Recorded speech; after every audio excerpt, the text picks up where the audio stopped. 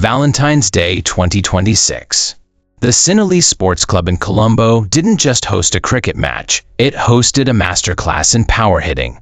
Match 22 of the T20 World Cup featured an Ireland side desperate to keep their campaign alive and an Oman team looking to prove their associate pedigree.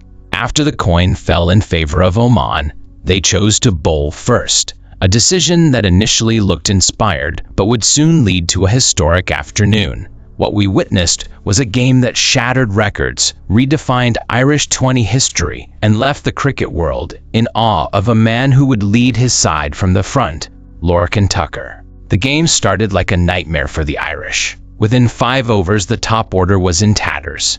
Tim Tector, Ross Adair, and Harry Tector were all back in the pavilion, victims of a clinical opening spell by the 38-year-old spinner Shaikh Ahmed. At 47 for 3, the Prema Dasa was ready to witness an upset.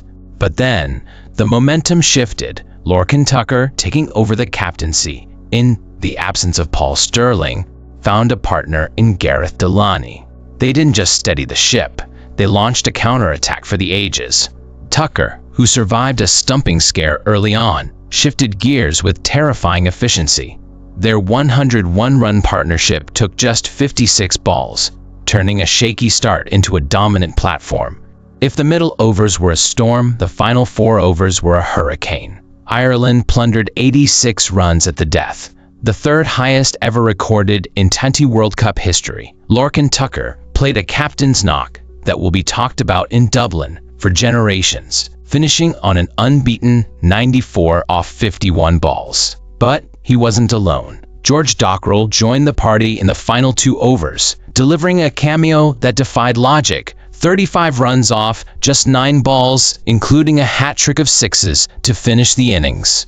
When the dust settled, Ireland had reached 235 for 5-5, their highest ever T20I total and second highest score in the history of the men's T20 World Cup. Oman's bowlers, who had started so well, were left shell-shocked. Chasing 236 is a task for the Giants, but Oman didn't back down.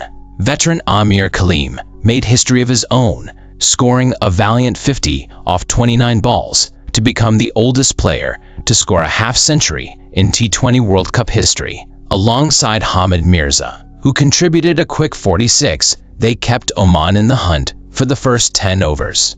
However, the sheer weight of the target eventually broke the resistance. Josh Little, returning to the side, was the architect of the collapse. He took 3 for 16, slicing through the lower order with raw pace and precision.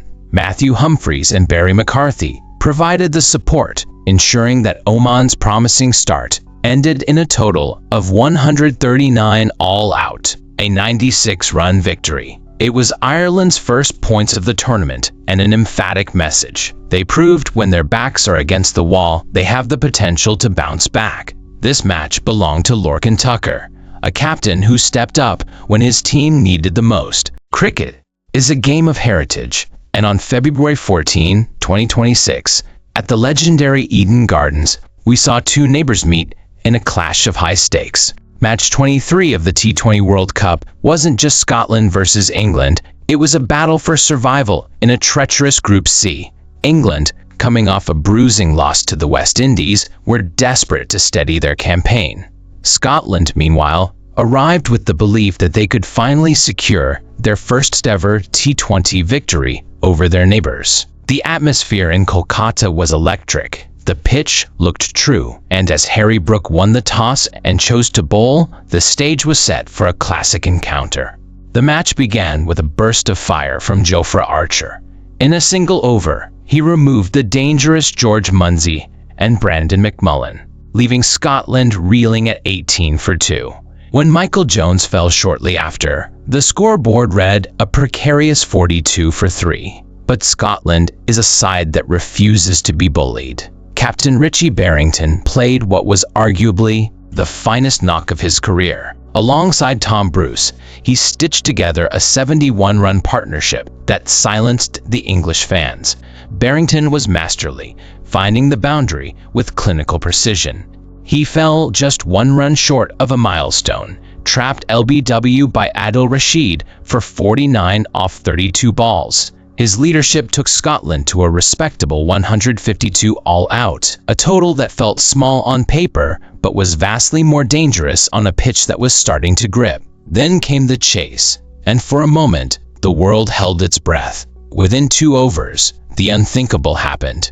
Phil Salt fell for 2, and the captain Jos Buttler was caught for 3. England were 13 for 2, and the ghosts of past upsets began to circle Eden Gardens. The Scottish bowlers, Brad Curry and Brandon McMullen, were bowling with their hearts on their sleeves. Every dot ball felt like a victory. Every appeal was a roar. England weren't just chasing a total, they were chasing their composure. They needed a hero, and they found one in the most composed young man in the dugout, Tom Banton. Tom Banton had struggled in the tournament's early games, but today, he was a different beast. He didn't just bat, he managed the game. He found a vital ally in Jacob Bethel, whose 32 off 28 balls stabilized the ship. When Bethel and Harry Brook fell in quick succession, leaving England at 86 for 4, the tension was palpable. But Banton remained. He accelerated when the spinners came on, taking 22 runs off a single Mark Watt over. He reached his 50 with a defiant punch through the covers and finished unbeaten on 63 off 41 balls.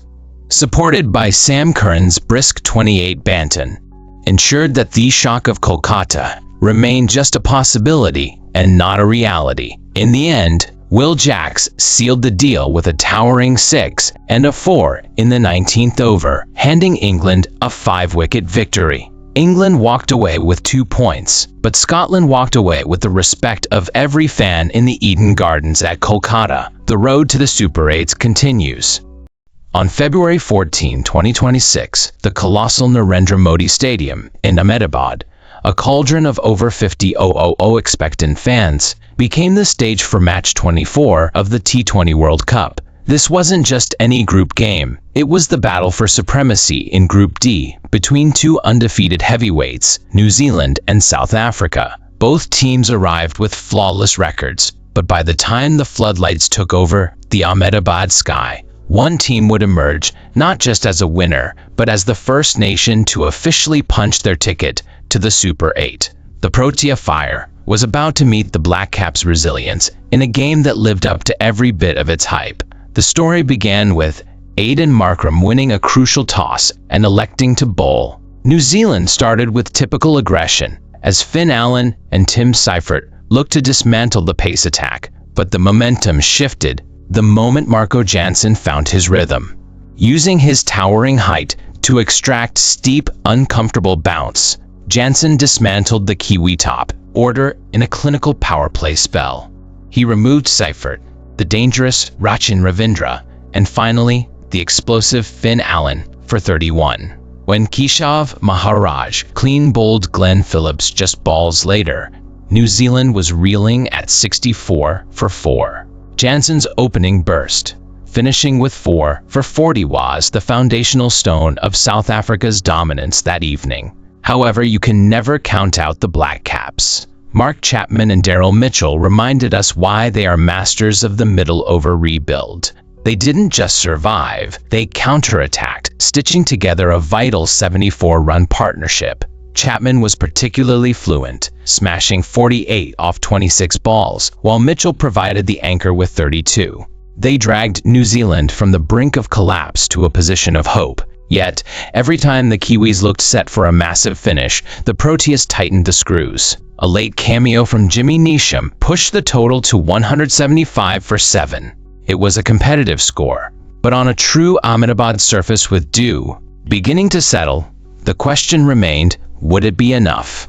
The answer came in the form of a hurricane named Aidan Markram. Chasing 176, the South African captain didn't just lead the chase, he demoralized the opposition. Markram and Quinton de Kock raced to a 50-run opening stand in under 4 overs, effectively ending the contest before it had truly begun. Markram was in a sublime mood, reaching his 50 in just 19 balls, the fastest half-century by a South African in T20 World Cup history. He treated the world-class New Zealand attack like a club side, finding boundaries at will and clearing the ropes with effortless timing. Even when de Kock and the young Ryan Rickleton fell, Markram never took his foot off the gas. The end came swiftly. Markram finished unbeaten on 86 off 44 balls, his highest ever T20 international score, alongside the veteran David Miller, who finished the match with a signature towering 6. South Africa cruised to a 7-wicket victory with 17 balls to spare. This victory was a statement. South Africa didn't just win, they steamrolled one of the best teams in the world to become the first side to qualify for the Super 8. For New Zealand, it was a rare reality check. But for the Proteas, it was a night where everything clicked. As we leave Ahmedabad, we leave with the image of Aiden Markram's masterclass, a knock that signaled South Africa's intent to finally lift that elusive world trophy.